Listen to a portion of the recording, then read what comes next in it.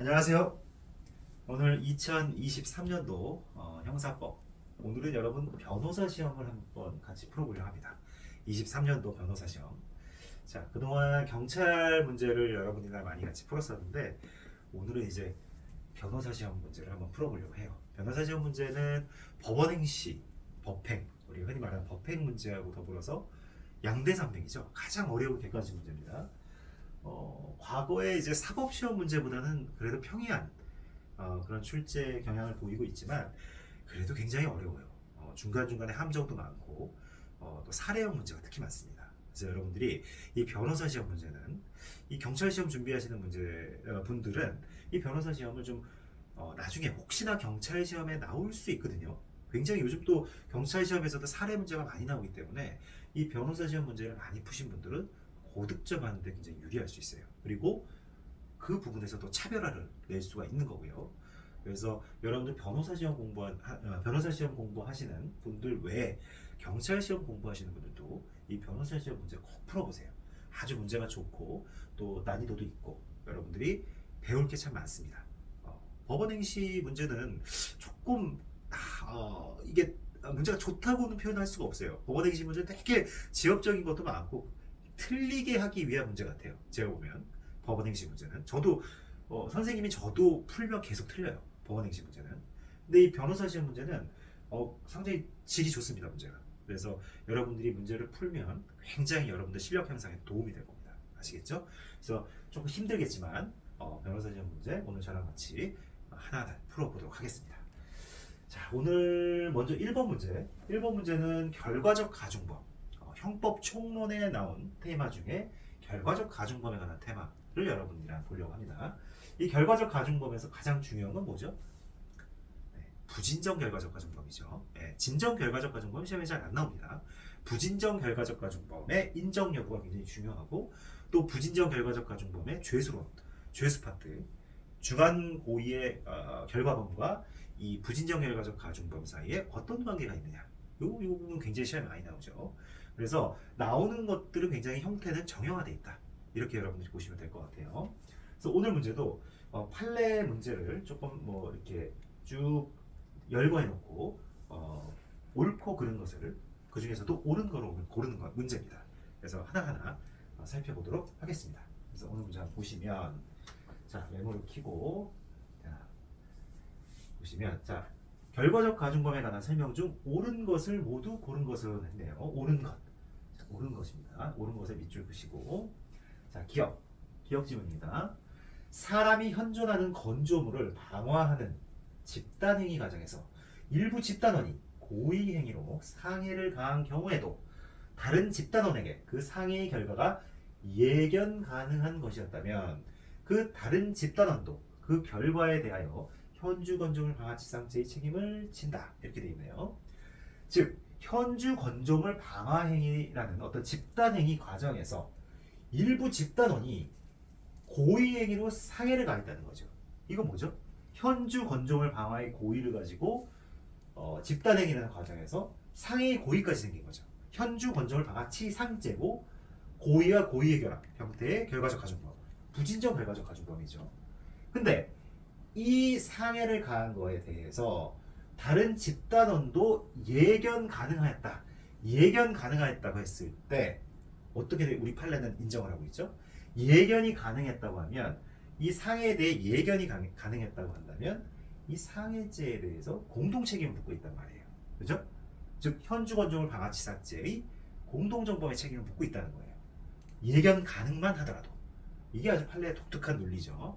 따라서 이 사안에서는 현주건조물 방화치상죄의 책임을 고의행위로 상해를 가하지 않았지만 집단행위 과정에 함께 있었던 그 집단원에게도 인정할 수 있다는 겁니다. 기억은. 그래서 기억은 맞다. 이렇게 보시면 될 것 같아요. 다음 니은번. 자, 앞에 이제 기억에서 이 공동정범을 인정한 이 판례의 태도를 살펴봤는데 자, 니은 한번 볼게요. 니은은 조금 이론적인 측면에서 풀어쓴 내용 같아요. 결과적 가중범의 공동정범은 기본 행위를 공동으로 할 의사가 있으면 성립하고 결과를 공동으로 할 의사는 필요 없다. 아까 우리 기억에서 봤지만 예견 가능성만 있으면 성립하잖아요. 결과에 대해서는 예견 가능성만 있으면 성립하잖아요. 그죠? 기본행위를 공동으로 할 의사는 있어야 돼요. 집단행위의 가정, 집단행위. 방어하는 집단행위는 서로 기본적으로 해야 되는 거예요. 거기에 의사는 있어야 되지만 이 상해라는 어떤 결과, 여기에 대해서까지 공동으로 할 의사는 필요 없는 거예요.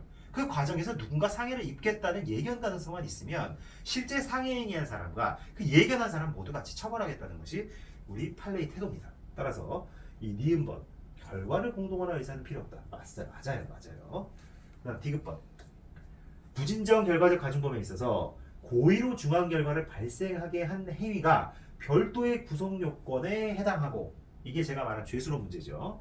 중한 고의의 결과범이 별도의 구성 요건에 해당하고 그 고의범에 대하여 결과적 가중범에서 정한 형보다 더 무겁게 처벌하는 규정. 그렇죠? 중한 고의의 결과범이 형량에서도 무겁게 우리 형법전에 규정이 돼 있으면 그 고의범하고 결과적 가중범은 무슨 관계에 있다? 상상적 경합관계에 있다.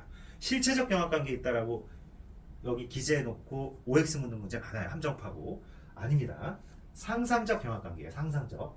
어떻게 됐을 때 상상적이다? 이 중한 결과 고의범의 형량이 부진정 결과적 가중범보다 높을 때, 그때는 상상적 경험을 인정하겠다는 거예요. 그래서 이건 맞다. 디귿지문도. 자, 기억, 니은, 디귿 하면 맞네요. 리을번. 자, 교사자가 피교사자에 대하여 중상해를 교사했는데 피교사자가 이를 넘어 살인을 실행한 경우. 자, 누구를 중상해, 불구로 만들려고 상해를 교사했는데 죽여버렸어요, 사람을. 그죠? 이랬을 때 이 교사자에게 피해자의 사망이라는 결과에 대해 예견 가능성, 내가 얘 병신 만들라, 죽을 정도로 칼로 찔러라, 이렇게 내가 중상해를 교사했는데 실제로 피교사자가 죽여버렸어요. 이거 예견 가능하잖아요. 그죠? 예견 가능한 거예요. 따라서 이랬을 경우에는 상해치사죄의 교사범으로서의 죄책을 지을 수 있다는 게 판례의 입장입니다. 아시겠죠? 이것도 맞는 얘기예요. 뭐 너무 많이 나온 지문이죠. 리을 지문은. 그 다음 미음 지문. 적법하게 직무를 집행하는 공무원에 대하여 위험한 물건을 휴대하여 고의로 상해를 가한 경우. 자, 이런 경우에 특수공무집행방해 치상죄가 성립한다. 그죠? 특수, 위험한 물건을 휴대해서 고의로 상해를 가했다. 직무를 집행하는 공무원에서. 이건 우리 형법전에 어떻게 규정되어 있죠? 바로 부진정 결과적 가중범이고 특수공무집행방해 치상죄. 이렇게 규정되어 있죠. 그래서 요 하나의 부진정 결과적 가중범이 성립한다. 이거 맞는 얘기예요. 일종의 약간 조문 문제입니다. 미음은. 그래서 결국은 기억, 니은, 디귿, 리을, 미음이 모두 다 맞는 지문이 되겠네요. 그죠? 네, 그래서 요거 한번 확인해 볼게요. 해설지. 자, 기억. 자, 여기 피고인을 비롯하여 당초 공모에 참여한 집단은 모두는 위 상해 결과에 대해서 현주원조망한 치사시 책임을 진다. 그 다음에 결과를 공동으로 할 의사는 필요 없다. 네, 다 얘기했었고, 이 고의범하고 결과적 가중범은 상상적 경합관계인데 그게 언제다? 고의범에 대하여 결과적 가중범의 정한형보다 무겁게 처벌하는 규정이 있는 경우. 없다면 결과적 가중범은 성립하는 거죠. 자, 그 다음에 직무를 집행하는 공무원에 대해서 위험한 물건을 휴대하여 고의로 상해를 가한 경우. 이게 아까 마지막 지문에 나왔죠. 이때 특수공무집행방해 치상죄만 성립이 되고, 폭처법장의 집흉상, 집단흉기 등 상해죄. 이거는 처벌 규정이 이 특수공무집행방해 치상죄보다는 낮게 설정돼 있어요. 형량이. 따라서 특수공무집행방해 치상죄 요것만 딱 성립한다는 거예요.